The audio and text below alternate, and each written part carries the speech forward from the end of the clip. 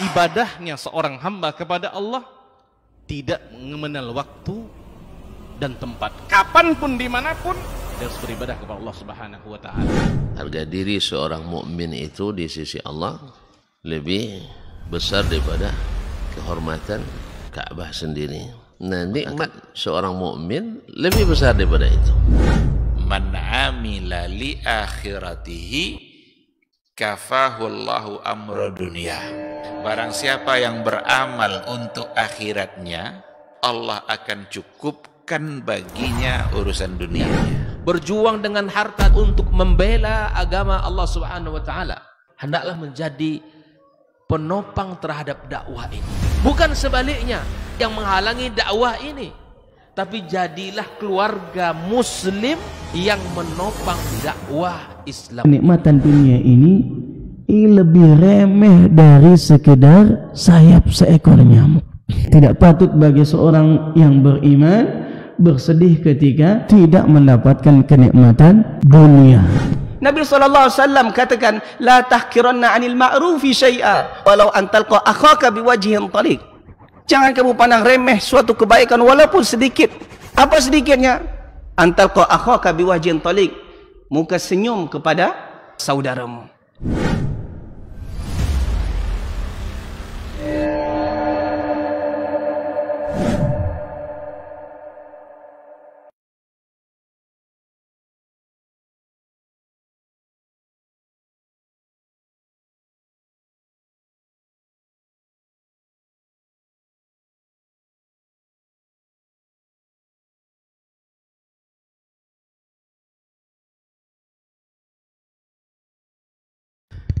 Bismillahirrahmanirrahim. Assalamualaikum warahmatullahi wabarakatuh.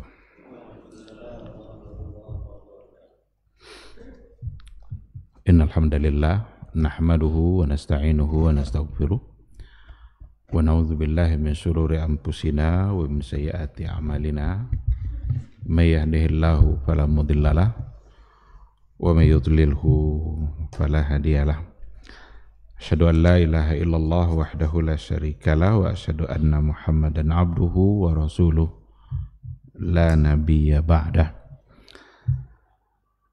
Ikhwati fillah, hadirin hadirat kaum muslimin dan muslimat yang dimuliakan Allah.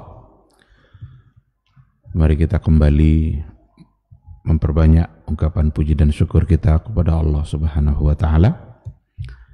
Alhamdulillah, pagi ini seiring dengan turunnya rahmat Allah, mudah-mudahan membuat hati kita semakin bersemangat untuk mendekatkan diri kita kepada Allah Subhanahu wa Ta'ala. Kita berharap mudah-mudahan kita selalu dimudahkan untuk hadir di majelis ilmu.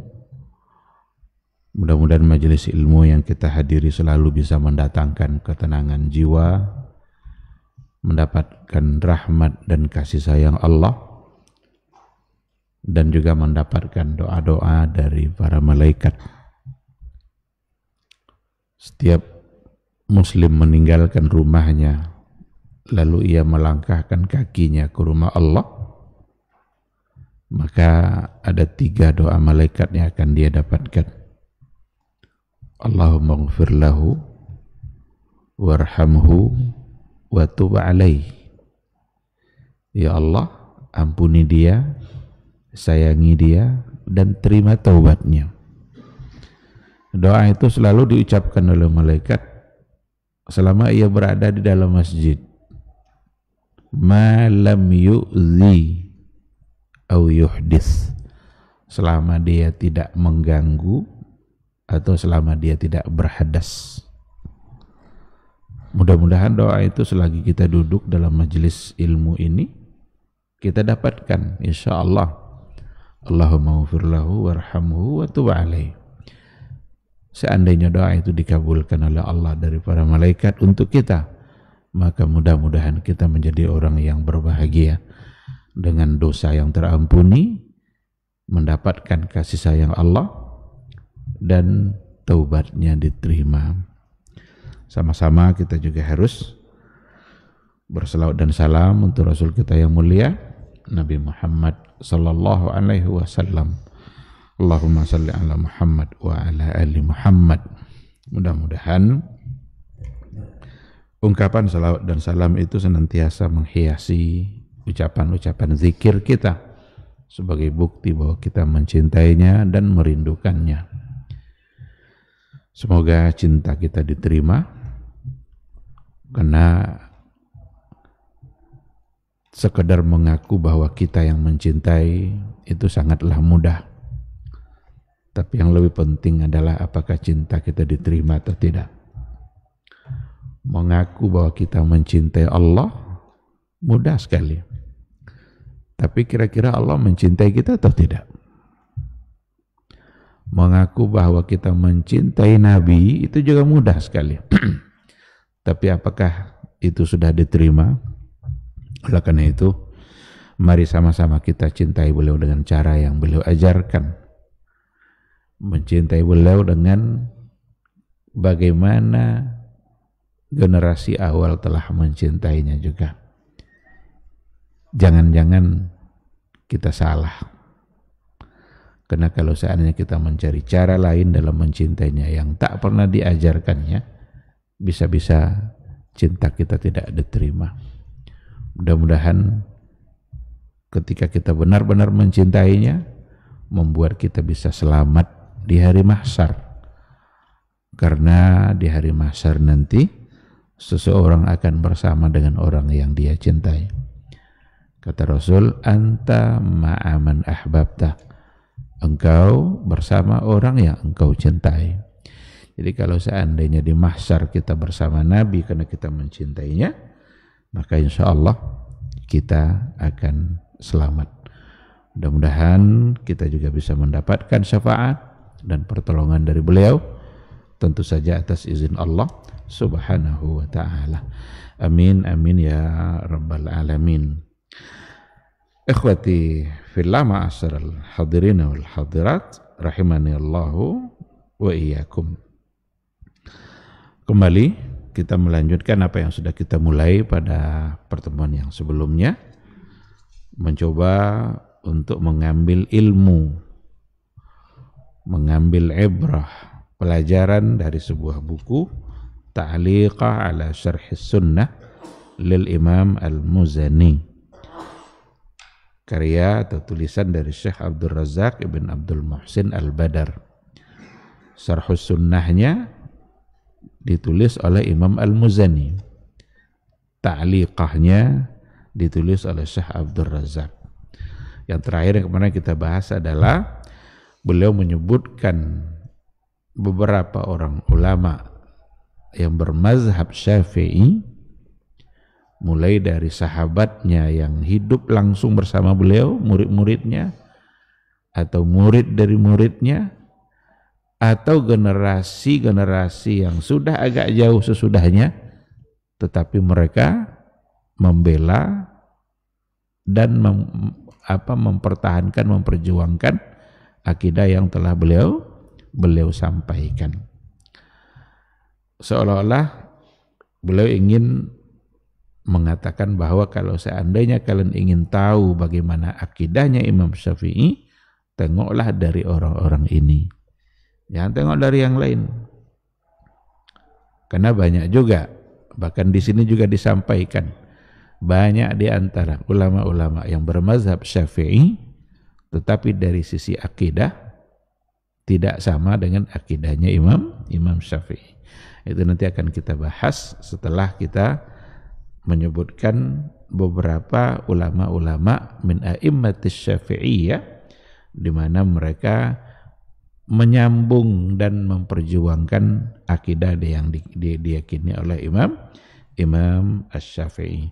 Kita sudah sampaikan dua orang. Yang pertama Abu Bakar Abdullah ibn Zubair Al-Qurashi Al-Humaidi.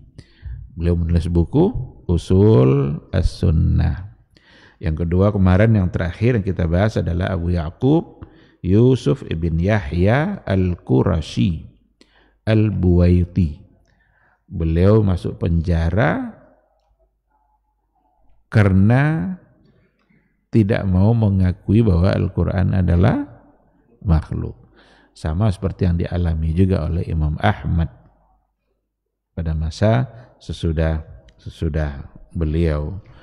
Bahkan tangannya diikat, lehernya diikat, sambil dililitkan besi berkilo-kilo di badannya. Tapi beliau tetap bertahan, dan malah beliau mengatakan, "Fawallahi la amutunna fi hadidi hadza." Demi Allah, saya akan mati dengan besi-besi saya ini. Biarlah saya mati. Itulah kira-kira maksudnya. Hatta ya'tiya min ba'di qaumun ya'lamuna annahu qad mata fi hadza sya'an qaumun fi hadidihim. Sehingga nanti sesudah saya, orang-orang tahu bahwa ada manusia yang mati gara-gara mempertahankan tauhid, meskipun dengan besi yang ada di badannya. Dan ternyata memang beliau mata fi sijni. Beliau mati di dalam penjara, mumtani'an anil qawli bi khalqil Qur'an. Benar-benar menolak untuk mengatakan bahwa Quran adalah makhluk. Ini yang terakhir yang kita bahas.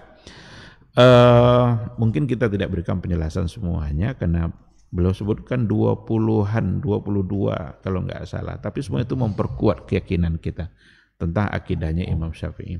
Yang ketiga adalah Ismail ibn Yahya al-Muzani, pemilik Syarah As-Sunnah, yang nanti akan kita berikan penjelasannya tentang siapa itu beliau. Ada lagi Al-Imam Ahmad ibn Umar ibn Surayj, wafat 306. Ini juga adalah merupakan orang-orang sama dengan ulama-ulama besar tadi yang membela dan menyebarkan akidah ulama salaf yang diyakini juga oleh Imam Asy-Syafi'i. Ada Muhammad ibn Ishaq ibn Khuzaimah. Muhammad ibn Ishaq ibn Khuzaimah. Beliau punya kitab Tauhid. Jadi ada kitab Tauhid yang ditulis oleh Ibnu Khuzaimah. Isi dari kitab Tauhid yang ditulis oleh Ibnu Khuzaimah itu benar-benar merupakan pembelaan terhadap akidatu as-salaf, akidah ulama salaf. Beliau tulis kitab At-Tauhid. Imam Al-Muzani memuji Imam Khuzaimah ini dengan sebuah ungkapan. Beliau mengatakan begini, Ibnu Khuzaimah a'lamu bil hadisi minni. Ibnu Khuzaimah itu lebih berilmu tentang hadis daripada saya, kata Imam Al-Muzani. Nah, beliau memberikan pujian.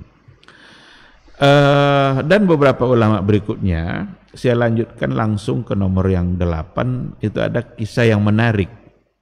Pada yang nomor 8 itu Imam Ahmad ibn Abi Tahir Abu Hamid Al-Isfaraini.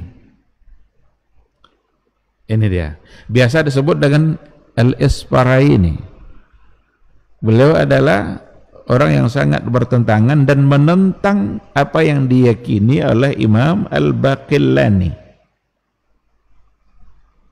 Seperti yang akan kita sampaikan. Karena Baqillani ini juga ulama Syafi'iyah, pengagum mazhab Syafi'i. Dari segi fikih dia bermazhab Syafi'i, tetapi dari segi akidah terjadi padanya penyimpangan karena sudah terpengaruh oleh aliran kalam. Terpengaruhnya oleh aliran kalam ini yang ingin dibantah oleh Isfaraini. Dia wafat 406. Kala Ibnu Katsir, berkata Ibnu Katsir bahwa Isfaraini ini adalah Syekhus Syafi'iyah bila mudafa'ah. Beliau itu adalah Syekhus Syafi'iyah, ulama yang bermazhab Syafi'i bila mudafa'ah, tidak perlu diperdebatkan. Itu semua orang sudah tahu. hatta kana yuqalu lahu asy-Syafi'i tsani. Sampai-sampai ada yang menyematkan untuk diri dia As-Sparayini ini asy-Syafi'i tsani. Syafi'i yang kedua.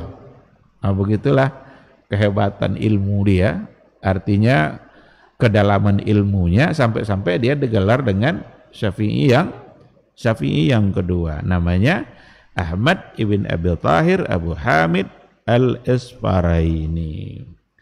Nah, beliau ini seperti yang dikatakan oleh Abul Hasan Al-Karji, kana Syekh Abu Hamid Al-Isfaraini syadidal inkari 'alal Baqillani wa ashabil kalam. Beliau ini, Isfaraini ini syadidal inkar, benar-benar mengingkari, sangat mengingkari, menolak pemikiran Baqillani wa ashabil kalam dan ulama-ulama kalam lainnya. Ulama kalam seperti yang sudah pernah kita jelaskan, ulama-ulama yang memang terpengaruh di dalam menganalisa soal-soal ketuhanan, soal-soal akidah dengan mengedepankan analisa akal dan logikanya. Jadi bicara tentang Allah tetapi pakai semata-mata membayangkannya apa yang dengan dipahami pakai semata-mata akalnya, tidak mengembalikannya kepada Al-Quran dan Sunnah. Atau Quran dan Sunnah itu pada bagian akhir, tapi lebih mengedepankan akalnya daripada nasnya. Itu yang ashabul kalam. Tentu saja akan menimbulkan kesalahan dan penyimpangan yang sangat banyak. Karena soal ketuhanan itu soal gaib. Allah itu adalah perkara gaib. Sementara dianalisa pakai akal. Itu saja sudah tidak nyambung. Sedangkan hal-hal yang nyata saja ada di antara akal kita yang tak sanggup untuk mengetahuinya. Jangankan lagi perkara yang gaib. Perkara yang nyata saja, nampak oleh kita. Nampak. Tetapi tetap saja akal kita tidak mengetahui seutuhnya. Jangankan pula perkara gaib terkait dengan Allah Subhanahu wa ta'ala. Ketika Allah ciptakan langit itu tanpa tiang. Ketika Allah ciptakan langit tanpa tiang. Allazi khalaqas samawati bighairi amadin tarawnaha. Itu Quran yang bilang itu. Dialah Allah yang telah menciptakan langit tanpa tiang, tarawnaha, yang kalian lihat. Berarti nyata kan? Masuk ke di akal kita? Tidak ada tiang. Coba cari tukang yang paling ahli, buat atap rumah tidak ada tiang. Bisa? Seahli apapun insinyur di dunia ini, coba buat atap rumah, tapi tidak ada tiang rumah itu. Sekarang Allah ciptakan langit tanpa tiang, bighairi amadin tarawnaha. Itu hal-hal yang nyata, nampak oleh mata kita. Tetapi itu saja akal kita tidak bisa untuk memahami. Nah, sekarang Allah yang mau dianalisa pakai logika. Itulah kerja ahlul kalam. Termasuk diantaranya Baqillani. Tapi beliau ini ulama besar dalam mazhab Syafi'i. Luar biasa pula kecerdasannya. Inilah yang dibantah oleh Isfaraini. Kata Abul Hasan Al-Karji, walam tazal al-a'immatu syafi'iyya ya'nafuna wa yastankifuna ayyunsabu ilal asy'ari. Senantiasalah ulama-ulama syafi'iyah itu ya'nafuna wa yastankifuna ayyunsabu ilal asy'ari. Mereka-mereka itu enggan atau menolak untuk dinisbatkan kepada Asy'ari. Termasuk Al-Isfaraini enggan sekali untuk disebut sebagai Asy'ari karena dia menolak pemikirannya. Cuma ada sebagian yang terpengaruh, termasuk diantaranya Baqillani. Wa yatabarra'una mimma bana al-Asy'ari madhhabahu alaih, dan mereka itu berlepas diri dari mazhab-mazhab yang dibangun oleh Asy'ari, dari mazhab akidah tadi yang dibangun oleh Al-Asy'ari. Mereka itu berlepas diri. Wa yanhauna ashabahum wa ahbabahum anil haumi hawalai. Dan justru mereka melarang sahabat-sahabatnya, kawan-kawan yang mereka cintai, dilarangnya untuk bergelut atau berkecimpung di tengah-tengah mereka, supaya tidak terpengaruh oleh pemikirannya. Karena mereka orang-orang yang cerdas dalam menyampaikan pemikiran. Kalau seandainya kita tidak berhati-hati, maka kita akan mudah untuk terpengaruh. Maka dilarangnya jangan sering-sering bersama mereka. Nanti akan bisa berubah keyakinan ini. Lalu apa yang dia lakukan diceritakan pada bagian bawahnya. Karena Syekh Abu Hamid Ahmad ibn Abi Tahir al-Isfaraini imamul a'immah, imamnya para imam. Isfaraini itu imamnya para imam yang ilmunya luas dan menyebar ke banyak orang.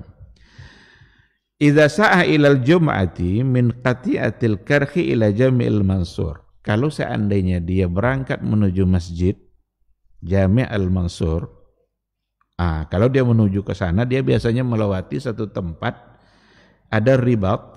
Ribat itu kalau dalam istilah orang-orang sufi, itu tempat di mana mereka bersuluk, tempat di mana mereka berzikir. Jadi di samping Masjid Al-Mansur itu ada ribat, ada tempat ruangan di mana di situ berkumpullah orang-orang yang mempelajari akidah-akidah yang tadi itu. Termasuk yang mereka pelajari itu adalah akidah-akidah Asy'ariyah, Mu'tazilah dan lain sebagainya. Disebut dengan Az-Zuzi. Jadi ribat itu namanya Zuzi al-Muhadhi lil Jami', yang ada di samping masjid. Wa yuqbilu ala man hadar.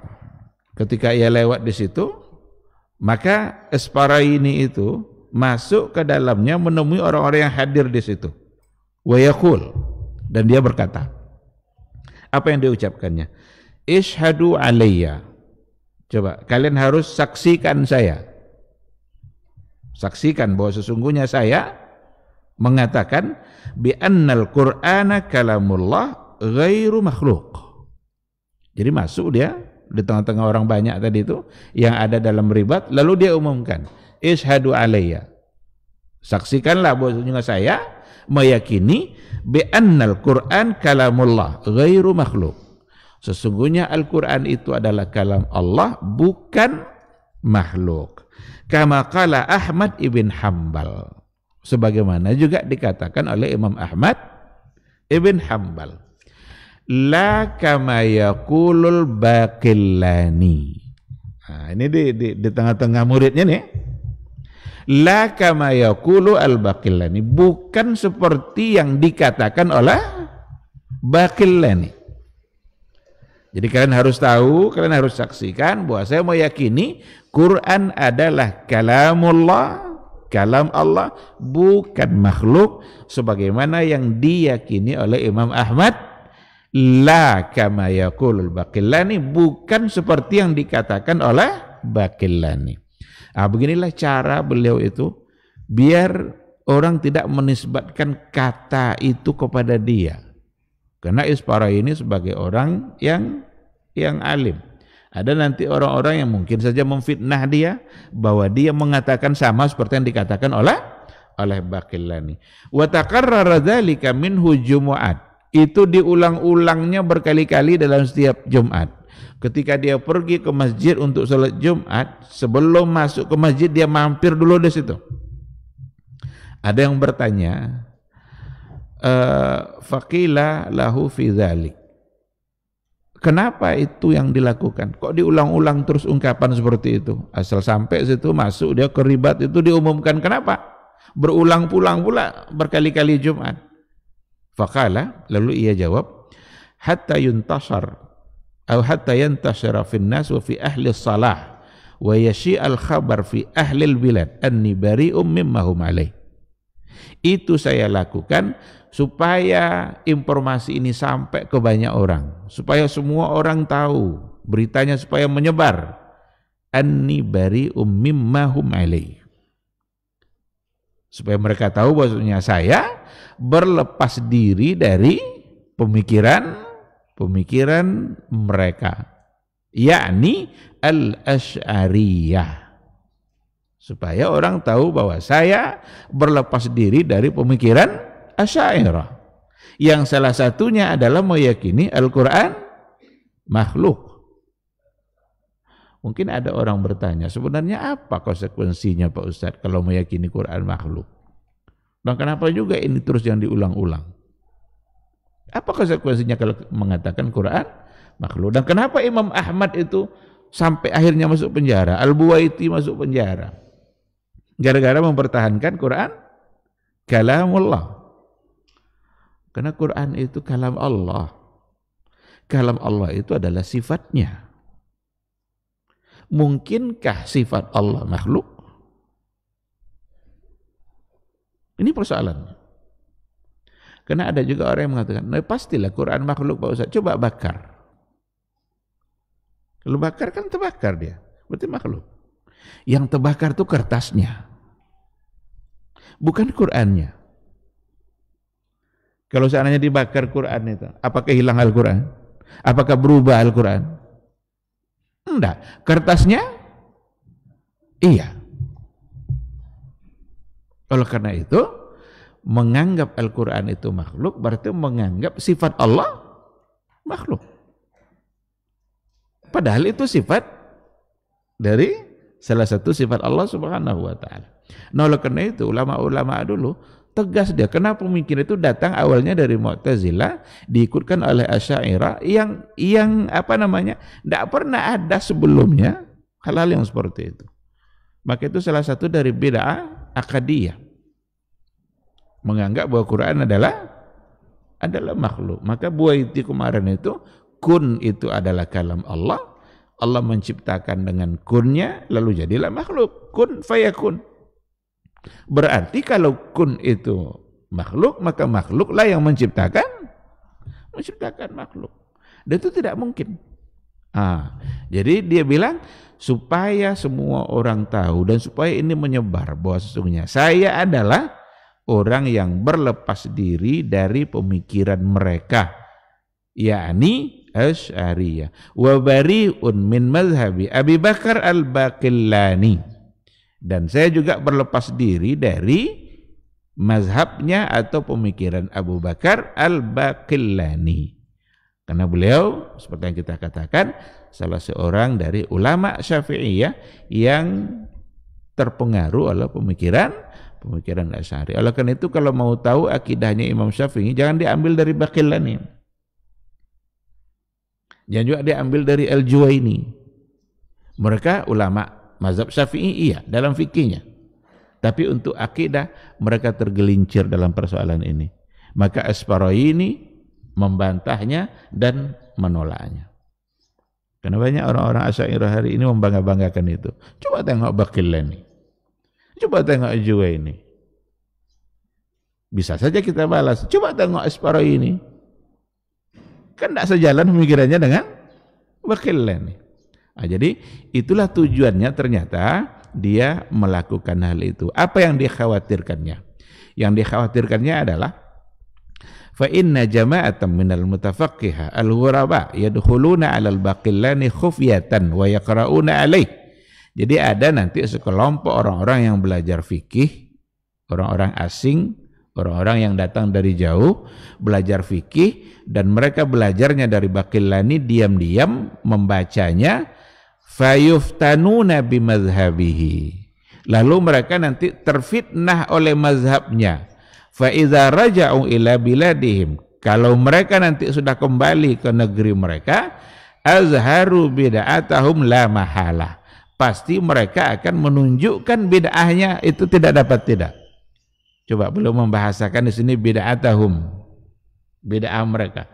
Karena pemikiran Quran makhluk itu pemikiran yang bid'ah dalam persoalan akidah, tidak pernah ada sebelumnya. Jadi khawatir dia ada orang-orang jauh nanti belajar kepada Baqillani, lalu pulang dia ke kampungnya masing-masing menyebarkan pemikiran itu, fayazunnu zannun annahum minni. Dan saya khawatir ada orang yang menduga nanti bahwa mereka mengambil itu dari saya, dari Asparayini. Itu yang dikhawatirkannya. Wa ana ma qultuhu. Sementara saya tidak mengatakannya. Wa ana bari'un min mazhabil Baqillani wa aqidati. Saya berlepas diri dari pemikiran Baqillani, mazhab Baqillani dan akidahnya. Itulah tujuannya. Sebelum sampai ke Masjid Jami' Al-Mansur, masuk dia dulu ke ribat itu, ada banyak orang yang mempelajari akidah Baqillani, di situ dia umumkan. Ketahuilah bahwa saya mengatakan Al-Quran kalamullah, bukan makhluk, sebagaimana yang dikatakan oleh Imam Ahmad, bukan seperti yang dikatakan oleh Imam Baqillani. Supaya nanti orang-orang tahu, kalau sudah pulang ke kampungnya, jangan coba-coba anggap itu keyakinan saya. Berarti kira-kira dengan pernyataan ini Imam Syafi'i rahimahullah dalam hal ini keyakinannya seperti apa? Al-Quran samakah dengan Baqillani atau tidak? Tidak, justru sama dengan Isfaraini, karena beliau adalah pengikut mazhab Syafi'i yang masih berakidah yang lurus, dan beliau ingin tetap itu lurus sehingga dia membantah penyimpangan-penyimpangan yang ada, termasuk diantaranya yang datang dari Al-Baqillani. Nah, itu dia. Ada yang berikutnya yang biasa disebut dengan Al-Lalikai. Namanya Abul Qasim Hibatullah Ibnul Hasan Ibn Mansur Ar-Razi Al-Ma'ruf bi Al-Lalikai. Beliau punya kitab Syarhu Usuli I'tiqadi Ahli Sunnah wal Jamaah. Ini kitab ada di rumah 9 jilid. Syarhu Usul I'tiqad Ahli Sunnah wal Jamaah. Kitab beliau itu dianggap sebagai mausu'ah thariyah fi anfasil mausu'at allati ullifat fi aqidati ahli sunnah. Itu termasuk di antara kitab yang biasa ensiklopedi namanya, yang mencoba untuk menggabung berbagai persoalan dalam ahlus sunnah, akidah ahlus sunnah. Ini salah satu dari rujukan yang paling tepat. Kitabnya 9 jilid, ditulis oleh Al-Lalikai. Disitulah beliau mengatakan pada jilid pertama, beliau mengatakan bid'ah akadiyah, bid'ah akidah itu bermunculan setelah ilmu kalam datang. Salah satunya adalah dari kullabiyah, bid'ah kullabiyah. Beliau membahasakan seperti itu. Apa bid'ah kullabiyah? Ketika beliau membagi-bagi kalam Allah itu terbagi kepada 2. Ada kalam nafsi, ada kalam lafzi. Kalam nafsi, kalam jiwa. Kan kita kadang-kadang berkalam itu kan berkata-kata, tapi tidak ada ucapan yang terucap. Cuma hati kita berkata. Ternyata Allah juga seperti itu. Ini sebenarnya kalau dibawa-bawa kepada logika mereka sendiri, kan mereka selalu menolak sifat-sifat karena khawatir sama dengan makhluk. Itu sama enggak jadinya dengan makhluk tuh? Sama jadinya kan? Jadi ada kalam nafsi, ada kalam lafzi. Kalau kalam nafsi itu tidak ada suara, tidak ada huruf. Kalau kalam lafzi itulah Al-Quran. Ada lafaznya, ada hurufnya, dan itulah yang disebut sebagai makhluk. Al-Quran makhluk. Karena itu adalah ibarah dari kalam Allah. Kalau memang Quran itu kalam lafzi sebagai ibarat dari kalam Allah, kira-kira siapa yang mengucapkan? Apakah Jibril? Apakah Nabi Muhammad SAW? Disinilah penyimpangan itu terjadi. Beberapa minggu yang lalu ada diskusi di Jakarta. Judulnya adalah Al-Quran Kalamullah wa Kalamu Rasulillah. Al-Quran adalah kalam Allah dan kalam Rasulullah. Di Jakarta, PT IKI. Profesor orang Indonesia tapi ngajar di Amerika. Tokoh liberal. Dan dia meyakini Quran itu kalam Allah sekaligus kalam Rasulullah. Dari mana bisa muncul itu? Ya karena yang tadi itu.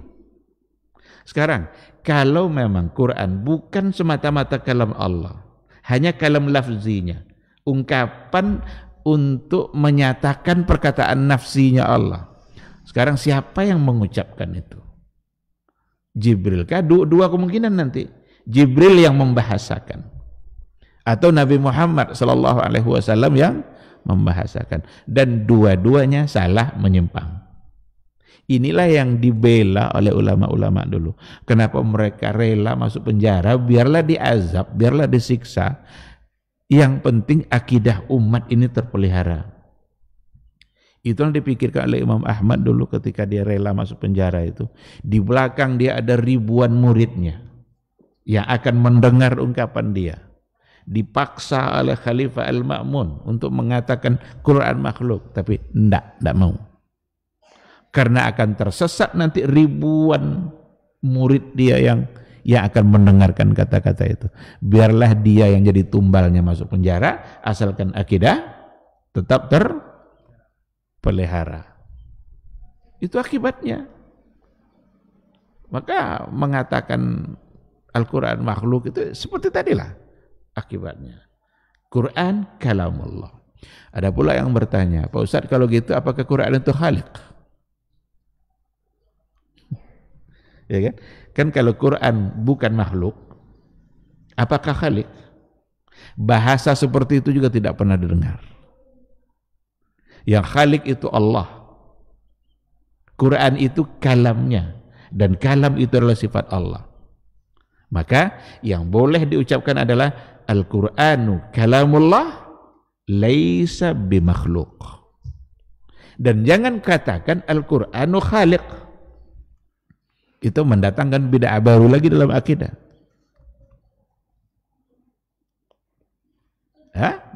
Jadi termasuk hal ini diberikan penjelasannya oleh Al-Lalikai. Ketika Kullabiyah membagi kalam Allah menjadi dua, kalam nafsi dan kalam lafzi. Pembagian itu tidak pernah ditemukan di kalangan para sahabat. Tidak ada perdebatan-perdebatannya. Baik, yang berikutnya ada di antaranya Imam Abul Qasim Sa'ad ibn Ali Az-Zinjani, wafat 471. Di sini ada beliau dipuji oleh Imam Zahabi. Qala Az-Zahabi rahimahullah, berkata Imam Zahabi, kana rahimahullah min du'atis sunnah wa a'da'il bid'ah. Beliau itu adalah dai sunnah dan penolak atau musuhnya bid'ah, musuhnya ahli bid'ah. Berarti bahasa-bahasa du'atus sunnah maksudnya adalah dai yang mengajak kepada sunnah. Berarti istilah sudah ada pada masa dulu dari Imam Az-Zahabi. Karena ada orang sekarang alergi juga dan istilah itu. Semua dikaitkan dengan sunnah. Ini Imam Zahabi. Dia mengatakan Zinjani itu min du'atis sunnah. Du'at jamak dari da'i. Da'i itu mufradnya, satu orang pendakwah. Du'at jamaknya. Dan dakwah artinya mengajak. Berarti Az-Zinjani adalah di antara da'i yang mengajak kepada sunnah, wa a'da'il bid'ah, dan di antara orang-orang yang memusuhi bid'ah. Di sini disebutkan bait syair yang cukup panjang. Saya ambil beberapa contoh, beberapa bait yang intinya adalah mengokohkan akidah Imam Syafi'i sesuai dengan yang diyakini oleh ulama salaf, dan intinya membantah akidah ahlul kalam. Itu intinya. Dari semua bait ini dua halaman lebih ya, bait itu. Saya ambil beberapa contoh. Apa kata beliau? Tadabbar kalamallahi wa'tamidil khabar wada'anka ra'yan la yulaimuhu athar. Tadabbar kalam Allah. Tadabburlah kalam Allah. Tadabbur, pahamilah baik-baik. Wa'tamidil khabar, dan berpeganglah kepada khabar. Khabar itu seperti hadis Nabi, asar. Wada'an ka ra'yan, jauhi, tinggalkan ra'yan, akal kalian, tinggalkan pendapat-pendapat kalian, la yulaimuhu asar, yang tidak sesuai dengan asar. Jadi pahamilah kalam Allah itu dengan menggunakan khabar, intinya menggunakan nas dari Nabi. Kalam Allah pahami sesuai dengan yang dipahami oleh Nabi, dan jauhi pendapat-pendapat kalian yang tidak sesuai dengan athar. Dari awal bait ini saja, ini sudah menunjukkan penolakannya terhadap ahlul kalam. Karena ahlul kalam berpegang kepada ra'yu wal aqlu, pendapat dan akalnya, dan dia malah meninggalkan khabar. Lalu katanya, wa nahjal huda falzamhu waqtadi bil ula hum syahidut tanzila 'allaka tanjabir. Peganglah nahjal huda, petunjuk yang jelas, manhaj yang jelas yang berdasar kepada petunjuk. Waqtadi bil ula, ikutilah al ula. Siapa yang maksud al ula ini? Sahabat generasi pertama. Jadi kalau mau tahu tentang akidah, ikutilah apa yang dipahami oleh al-ula, generasi pertama, dan itu adalah sahabat Nabi. Hum syahidut tanzila 'allaka tanjabir. Mereka itu syahidut tanzil, mereka menyaksikan turunnya Al-Quran, tahu mereka kapan turunnya, kepada siapa diturunkan, di mana turunnya. Itulah sahabat. 'Allaka tanjabir, itu cukup untuk memenuhi kebutuhan kalian. Terus dia sampaikan. Saya tidak akan baca semuanya, saya ambil yang poin-poin penting. Lalu pada bait yang berikutnya agak ke bawah, faman khalafal wahyal mubina bi aqlihi fadzaka mru'un qad khaba haqqan wa qad khasir. Siapa yang menyelisihi wahyu yang mubin, wahyu yang sudah terang, biaklihi, dengan akalnya. Jadi siapa yang menyelisihi Al-Quran yang sudah nyata, sudah terang, jelas Quran bilang Ar-Rahmanu 'alal 'arsy istawa, jelas Al-Quran bilang ma mana'aka an tasjuda lima khalaqtu biyadayya, apa yang menolakmu untuk sujud kepada Adam yang telah aku ciptakan dengan kedua tangan saya. Jelas sekali Quran. Siapa yang menolak yang jelas tadi itu biaklihi, dengan akalnya. Apa kata akalnya? Tidak mungkin itu, karena berarti sama dengan makhluk. Fadzaka mru'un qad khaba haqqan wa qad khasir. Itu adalah, dia adalah orang yang sudah nyata-nyata salah dan merugi, menyimpang dan merugi. Ini bahasa-bahasa syair ini kan ungkapan yang sangat dalam maknanya. Dia memiliki kata yang maknanya dalam, sehingga dari satu bait saja itu orang sudah bisa mengerti apa yang dimaksudkan oleh pengucapkannya. Terus juga dia mengatakan wa fi tarki amril mustafa fitnatun fadhar. Meninggalkan perintah Mustafa, berarti Rasulullah SAW, Nabi sudah jelas mengatakan seperti itu, dan ditinggalkan itu merupakan sebuah fitnah. Fadhar, waspadai itu, tinggalkan, jangan seperti itu. Khilafal lazi qad qalahu watlu wa'tabir. Khilafal lazi qad qalahu, tinggalkan, waspadai untuk menyelesaikan apa yang telah dikatakan oleh Rasulullah SAW. Watlu wa'tabir, tapi bacalah dari apa yang datang dari Nabi saja, wa'tabir, dan ambil ibrahnya. Ada agak ke bawah sedikit, wa ma lam yakun fi asrihim muta'arafan wa jaa bihi man ba'dahum rudda bal zujir. Apa yang tak pernah dikenal di masa mereka, berarti yang tidak dikenal akidah itu pada masa sahabat dulu, jangan coba-coba pakai, karena memang tidak dikenal pada masa sahabat. Wajah bihi man ba'dahum, tapi dibawa oleh orang-orang yang sesudah mereka. Rudda, apa arti rudda? Mesti ditolak. Bal zujir, jauhi itu, harus dijauhkan. Maka akidah-akidah yang tak pernah dikenal pada masa sahabat. Apa contohnya? Semua yang kita contohkan tadi tidak pernah dikenal pada masa sahabat. Tidak ada orang yang mentakwilkan istawa menjadi istaula. Tidak ada sahabat yang mentakwilkan tangan itu dan al-qudrah wan ni'mah. Tidak ada di antara sahabat yang membagi-bagi kalam Allah, kalam nafsi, kalam lafzi. Tidak ada di antara sahabat yang meyakini kalam Allah itu makhluk. Berarti lam yakun fi asrihim muta'arafan, tidak dikenal pada masa mereka. Wa jaa bihi man ba'dahum, tapi dibawa oleh orang yang sesudahnya. Dibawa oleh orang sesudahnya. Maka rudda, mesti ditolak. Baris ketiga dari bawah, fala taku bid'iyan tazugu anil huda wa tuhditsu fal ihdatsu yudni ila saqar. Janganlah kamu bid'iyan, datang menjadi pembawa bid'ah, tazugu anil huda, yang melencengkan kamu dari petunjuk. Wa tuhditsu fal ihdatsu yudni ila saqar. Kamu telah membuat perkara-perkara baru, dan perkara baru itu yudni ila saqar, menggiring kamu menuju saqar. Nah, jadi semua yang ada pemikiran-pemikiran yang tentang Allah yang datang dari ahlul kalam itu dianggapnya sebagai sesuatu yang bid'iyan.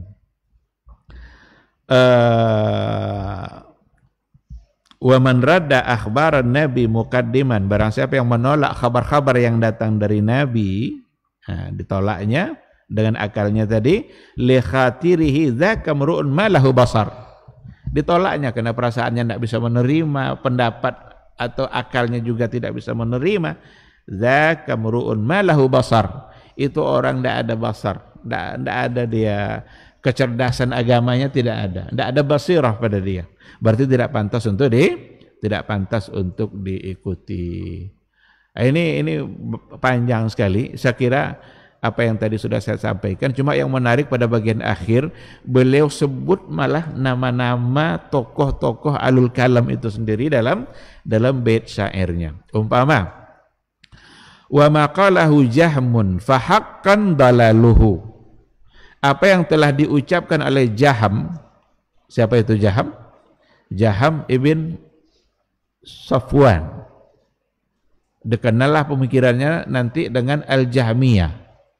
Apa yang diucapkan oleh Jaham, fahaqqan dalaluhu, itu nyata sesatnya. Apa di antara akidah Jaham ibn Safwan?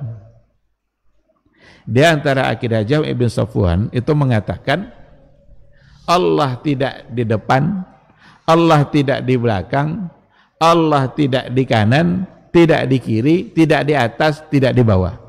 Itu salah satu dari akidah Jahmiyah. Tidak di atas, tidak di bawah, tidak depan, tidak belakang, tidak kiri, tidak kanan. Itu mana ya? Jaham ibn Safwan. Kalau ada orang hari ini yang mengulang-ulang itu, akidatul Jahmiyah dari Jaham. Apa kata yang penulis syair ini, yang punya syair ini? Fahaqqan dalalatun, nyata terang sesatnya. Apalagi ungkapannya, Allah tidak di dalam alam, tidak di luar alam. Tidak dalam, tidak luar. Maka kalau kita tengok bagaimana ungkapan-ungkapan para ulama, itu ada yang mengkafirkan dia, ada yang mengatakan kufur. Karena ungkapan ini ungkapan yang nyata-nyata tidak berdasarkan kepada nas sama sekali. Itu hanya datang dari ra'yunya saja. Dilanjutkan beliau, wa bishrun fama abdahu jahlan kadintasar. Bishr di sini adalah Bishr al-Marisi. Itu juga salah satu dari tokoh Mu'tazilah. Kalau kita tengok apa yang diungkapkan oleh Imam Az-Zahabi tentang Bishr, dia bilang kafir. Ini bukan saya yang mengucapkan, tapi Imam Az-Zahabi. Apa kata Waqi' Ibnul Jarrah tentang Bishr ini? La'natullah alaih. Padahal mengucapkan laknatullah itu tidak boleh secara langsung kepada orang tertentu. Belum mengucapkan itu. Berarti sudah pantas untuk diucapkan. Karena penyimpangan akidah yang datang dari dia. Maka wa bisrun fama abdahu bisir. Dan apa yang telah beliau jelaskan tentang akidah, jahlan kadintasar. Itu adalah satu kejahilan yang telah menyebar. Disebutkannya, termasuk di sini Ibnu Karram, ada Al-Karramiyah. Wa amma Ibnu Kullabin fa akbih bima dzukir. Ibnu Kullab, berarti Kullabiyah. Fa akbih bima dzukir. Itu lebih buruk lagi dari yang alangkah buruknya dari apa yang tadi disebutkan. Wa saqqafa hadzal asy'ari kalamahu. Disebut juga di sini Asy'ari. Berarti Asy'ariyah. Jadi disebutnya semua nama-nama ahlul kalam yang menyimpang. Lalu pada bagian bawah dia mengatakan fada anka ma qad abda'u wa tanatta'u. Kalian engkau harus tinggalkan ma qad abda'u, apa yang telah mereka buat-buat, wa tanatta'u, dan mereka tanatta'u, ulu dalam perbuatannya itu. Walazim tariqal haqqi wan nasi wastabir. Lazim tariqal haqq, ikutilah jalan kebenaran. Apa itu? Nas. Lazim tariqal haqqi wan nas. Jadi ikuti saja, fokus saja berada pada tariqal haqq, jalan yang benar. Wan nasi, jalan yang benar itu ada pada nas. Wastabir, dan sabarlah. Ini ketika dikatakan sabarlah, berarti ada tantangan. Tengok saja tantangan ulama-ulama pada masa dulu kan. Sampai hari ini pun akan ada tantangan. Tapi tantangan sekarang tidak ada banding apa-apa dengan orang-orang dulu. Sekarang paling dituduh-tuduh gitu aja kan. Paling dituduh Wahabi, dituduh apa. Tidak ada itu, biar aja anjing menggonggong. Kabilah berlalu. Biarkan saja. Yang penting lazim tariqal haqq. Tetaplah berada pada jalan kebenaran.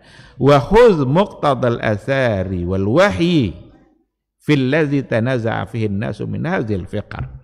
Ambillah muqtadal athar wal wahyi. Apa yang terdapat di dalam asar, yang terdapat di dalam wahyu, fil ladzi tanaza'a fihi an-nas, pada perkara-perkara yang diperselisihkan oleh manusia. Jadi ketika banyak manusia berselisih tentang akidah, maka ambillah jalan yang benar, tariqal haq, ambillah dari nas, ambil apa yang tercakup di dalam asar dan di dalam wahyu, dan itulah jalan yang benar, yang selamat. Jangan terpengaruh oleh akidah-akidah atau keyakinan-keyakinan yang ternyata sandarannya adalah akal atau logika-logika yang mereka pikirkan. Padahal logika antara satu dengan yang lain itu bisa berbeda. Ikhwati fillah, ma'asyiral hadirin wal hadirat rahimani Allahu wa iyyakum. Sampai 22 nama beliau sebutkan di sini. Dan semua itu adalah orang-orang yang menyebarkan akidah yang benar sesuai dengan yang diyakini oleh Imam Syafi'i dan ulama salaf yang lainnya. Ada di antaranya kita sebutkan beberapa nama sebelum kita bertanya jawab sebagai ilmu bagi kita. Ada namanya Abul Hasan Muhammad Ibnu Abdul Malik Al-Karji. Ada kasidahnya. Ada di antara syair yang bait yang beliau sampaikan, bunyinya begini. Aqaiduhum annal ilaha bidzatihi ala arsyihi ma'a ilmihi bil ghawaibi. Akidah mereka, akidah para sahabat dulu, akidah ahlul hadis, yang mereka yakini apa? Annal ilaha bidzatihi, sesungguhnya ilah, sesungguhnya Allah, bidzatihi, dengan zatnya, ala arsyihi, berada di atas arasnya. Inilah yang tidak bisa diterima oleh ahlul kalam. Karena kalau dikatakan Allah dengan zatnya berada di atas aras, berarti itu sudah menuju arah tertentu. Padahal Allah sunyi dari 6 arah. Itulah 6 arah tadi itu. Atas, bawah, depan, belakang, kiri, kanan. Harus sunyi dari itu. Karena kalau diisbatkan itu maka sama dengan makhluk. Kalau arah itu kan makhluk juga. Sekarang Allah berada di atas semua makhluknya. Dan makhluk yang tertinggi itu adalah aras. Tidak ada lagi makhluk di atas aras. Dan Allah berada di atas beratas. Nah, maka dikatakan aqaiduhum annal ilaha bidzatihi ala arsyihi, Allah dengan zatnya di atas arasnya, ma'a ilmihi bil ghawaibi, tapi ilmunya bil ghawaibi. Tidak ada yang gaib bagi Allah, semua Allah tahu. Oleh karena itu Allah mustawin ala arsyihi wa ilmuhu fi kulli makan. Itu ungkapan Imam Malik. Allah berada di atas aras dan ilmunya ada pada semua tempat. Tidak ada yang tidak diketahui oleh Allah, apapun tempatnya. Apa yang ada di bawah tikar itu kita tahu enggak? Allah tahu enggak? Padahal kita di atas tikar tuh. Yang ada di bawah tikar kita enggak tahu, Allah tahu. Sekarang mana yang lebih dekat? Kita tahu Allah dengan tikar itu. Allah, tapi dengan ilmunya. Karena ilmu Allah itu muhitun fi kulli makan, meliputi semuanya. Tidak ada yang tidak diketahui oleh Allah.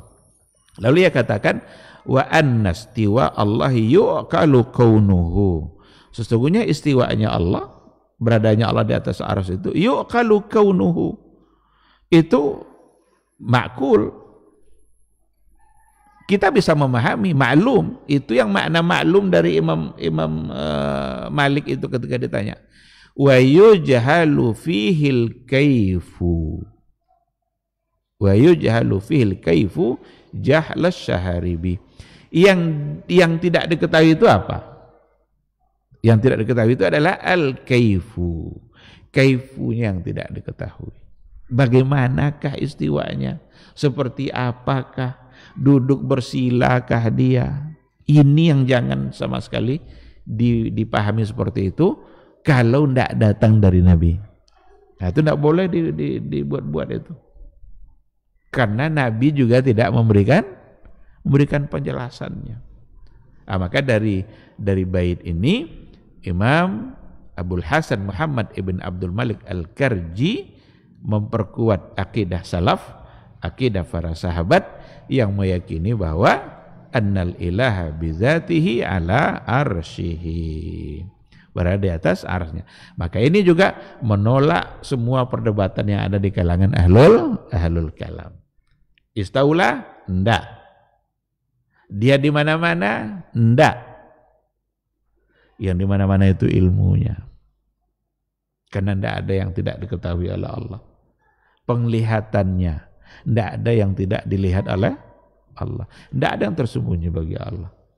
Tidak ada yang tidak didengar oleh Allah. Bisik-bisik pun manusia, Allah akan mendengarnya. Tetapi dia seperti yang dia kabarkan, mustawin ala arsyihi. Baik, saya kira itu ya, nama-nama yang lain saya tidak sebutkan. Ada Abu Zakaria Yahya ibn Ibrahim As-Salmasi. Beliau tulis buku Manazil Al-A'immati Al-Arba'ah, kedudukan ulama mazhab yang 4. Dalam buku itu beliau memastikan bahwa imam yang 4 ini punya akidah yang sama. Mereka sama fil usul. Mereka bedanya ada pada furu'. Dalam akidah sebenarnya ada juga furu'. Jadi tidak semua yang akidah itu usul. Dalam akidah sendiri ada furu'. Dan dalam furu' akidah mereka bisa berbeda. Apa contoh? Kira-kira Luqmanul Hakim itu nabi atau tidak? Itu babnya akidah itu, tapi furu'. Maryam itu akidah atau tidak? Ada enggak nabi perempuan? Kan beriman pada nabi kan bagian dari akidah. Tapi ada furu'nya. Itu nasib bisa berbeda. Terjadi perbedaan di kalangan para ulama. Tidak masalah, karena itu bukan usul. Tapi kalau hubungannya sudah sama Allah, itu memang persoalan usul, dan mereka sama. Maka melalui kitab Manazil Al-A'immatil Arba'ah, Manazil A'immatil Arba'ah, ini sudah ditahqiq oleh Dr. Mahmud Kedah. Itu asal Malaysia dia, tapi dia guru besar di Madinah, Jamiah Islamiyah. Berapa tahun yang lalu beliau wakil rektor 1. Gak tahu sekarang. Mahmud bin Abdurrahman Kedah. Kedah kan satu wilayah yang ada di Malaysia ya. Beliau yang mentahqiq. Kira-kira 285 halaman bukunya. Dan di situ As-Salmasi ini memastikan bahwa imam yang 4 mereka punya akidah yang sama. Dan kedudukan mereka luar biasa dalam juhud mereka dalam membela akidah. Baik, ikhwati fillah, saya kira sampai di sini ya, dengan menyebutkan nama-nama ini. Kalau ingin tahu bagaimana akidahnya Imam Syafi'i, tengoklah dari orang-orang seperti ini. Jangan tengok dari orang-orang yang sudah terpengaruh oleh ilmu kalam, oleh Mu'tazilah, oleh Asy'ariyah, seperti Baqillani, Al-Juwaini dan lain sebagainya. Kita tidak akan menemukan akidah Imam Syafi'i dari mereka. Tetapi Al-Juwaini sendiri, seperti yang ada dalam kitab Ibnu Abil Is Al-Hanafi, Syarah Al-Aqidatut Tahawiyah, beliau sebutkan di situ, Imam Al-Juwaini sendiri di akhir hayatnya beliau meninggalkan keyakinan Asy'arinya. Ditinggalkannya. Itu pernyataan dia. Kalaulah kalian tahu apa akibat yang saya rasakan dengan ilmu kalam ini, kalian tidak akan mau pelajarinya, katanya. Maka tinggalkan itu.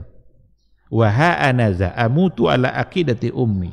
Ini saya sekarang wafat di atas akidah ibu saya. Itu kapan beliau?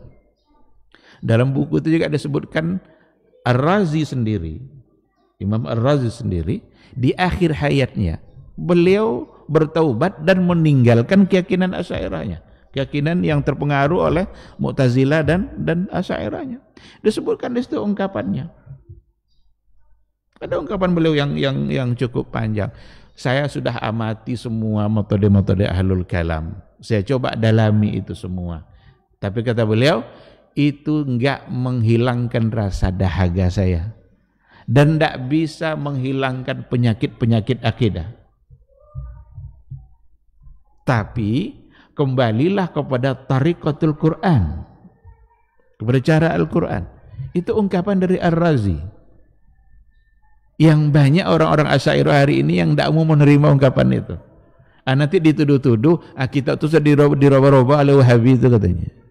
Pokoknya kalau ada kitab nanti yang menentang akidah mereka, dianggap yang merubah adalah Wahabi. Coba baca, saya punya kitabnya. Kembalilah kepada tariqatul Quran. Dan itu cara yang paling mudah dalam mengenal Allah. Dibuatnya contoh ayatnya. Allah di dalam isbatnya mengatakan Ar-Rahmanu 'alal arsy istawa, dan di dalam nafinya Allah mengatakan laisa kamitslihi syai'un. Berarti harus diisbat Ar-Rahmanu 'alal arsy istawa dan harus dinafikan keserupaannya laisa kamitslihi syai'un. Tengok, baca buku itu.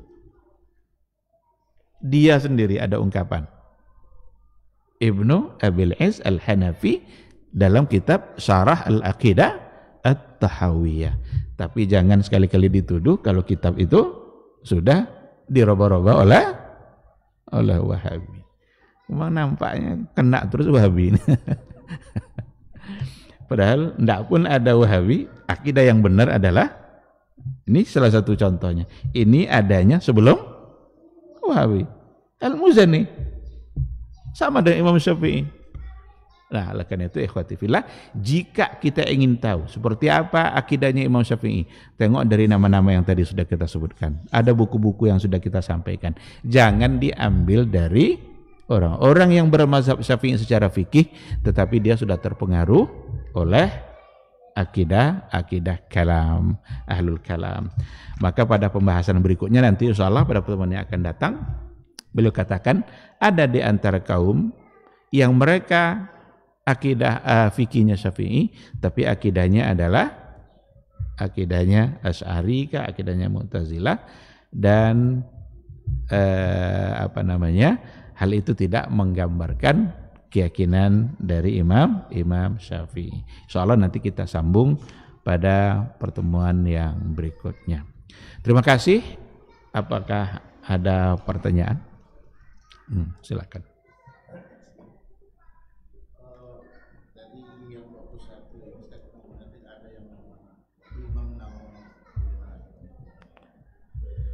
Tidak disebut di situ nama Imam Nawawi.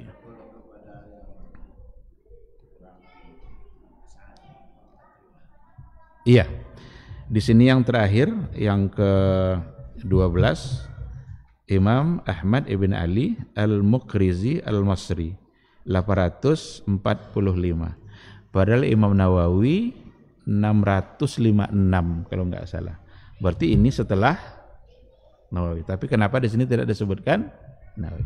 Nawawi disebut pada bagian akhir dari penjelasan karena Imam Nawawi beliau adalah pembela mazhab Syafi'i, tetapi sedikit terpengaruh akidahnya dalam persoalan ta'wilus sifat. Terpengaruh. Ada pada bagian akhir. Dan dia termasuk salah satu dari yang juga bertaubat meninggalkan keyakinannya, karena beliau menulis sebuah buku di bagian akhir, nama bukunya Juz'un fihi Zikru I'tiqadi Salaf fil Huruf wal Aswat. Di situ beliau menyatakan bagaimana akidah dia yang sebenarnya. Jadi dia terpengaruh dalam persoalan takwil. Beliau adalah imam ahli sunnah. Ibnu Hajar adalah imam ahli sunnah. Tengok saja dia mensarah Fathul Bari. Cuma ma min alim minal ulama illa walahu zallah. Tidak ada di antara alim minal ulama itu, orang-orang alim itu, kecuali dia punya ketergelincirannya. Maka salah satu dari bentuk tergelincirnya adalah ketika beliau terpengaruh oleh Asy'ariyah dalam persoalan takwil. Tidak pula pada semua. Oleh karena itu kalau kita tengok penjelasannya masyayikh kita, menyebut sebagai Asy'ari, dia sebagai Asy'ari mungkin tidak tepat juga, karena Asy'ari itu sebagai sebuah metode berpikir, manhaj, ada konsep mereka, dan tidak semua itu ada pada Imam Nawawi, hanya pada sebahagian takwil, hanya pada sebahagian pentakwilan sifat. Betul dia terpengaruh. Kenapa sebabnya? Dijelaskan di sini, karena dia tinggal di lingkungan yang di situ memang banyak Asy'ariyah, banyak menyebar itu, sehingga dia terpengaruh oleh pemikiran itu. Nah, tapi pada akhirnya dari buku tadi itu Juz'un fi Dzikru I'tiqadis Salaf, di sini Lin Nawawi, yang punya Nawawi, beliau menjelaskan bahwa dia kembali kepada keyakinan salaf. Ini sudah ada yang mengatakan nih, ini tidak benar kitab ini disebutkan pada Imam Nawawi katanya. Wallahu a'lam, entah dari mana dia mendapatkan itu. Tapi dalam buku ini itu disebut Lin Nawawi, halaman 67 sampai 69. Sehingga beliau tidak memasukkan nama beliau di sini. Nanti insya Allah kita akan sampai ke situ, karena ada sebagian memang yang terpengaruh, termasuk Ibnu Hajar Al-Asqalani. Dan mereka semua adalah ulama-ulama besar yang punya jasa besar dalam menyebarkan Islam. Nah, jangan pula karena ada ketergelinciran seperti itu lalu dimaki-maki. Tidak ada hak kita untuk maki-maki Ibnu Hajar, Imam Nawawi. Kalau dibandingkan perjuangan beliau dalam menyebarkan agama ini, bandingkan dengan apa yang kita lakukan hari ini, tidak ada apa-apa. Mereka ulama-ulama besar, tetapi ada sedikit terpengaruh oleh pemikiran kalam, khususnya dalam persoalan takwil sifat. Wallahu subhanahu wa ta'ala alam. Ada lagi?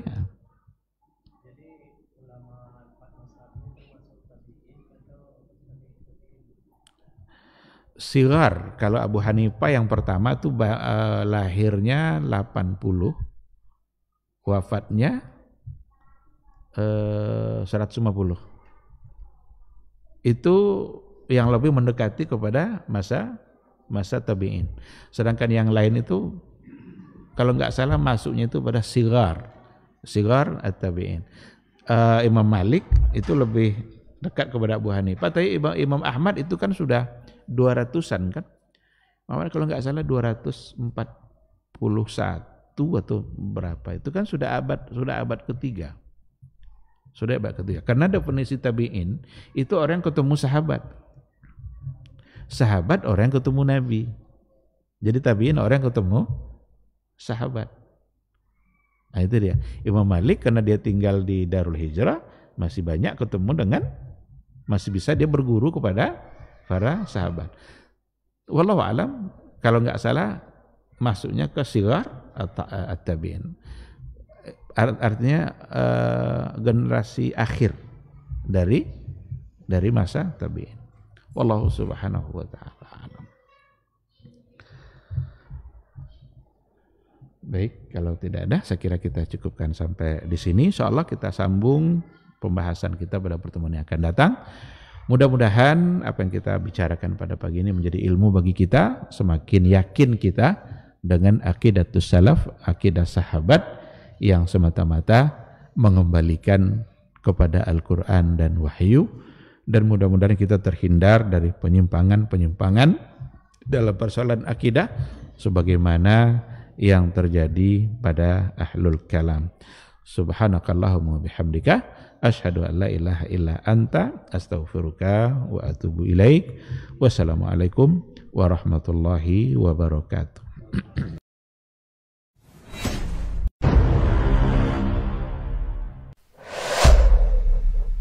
Dunia dan seisinya ini bagi Allah tak sama nilainya dengan sebelah sayap lalat.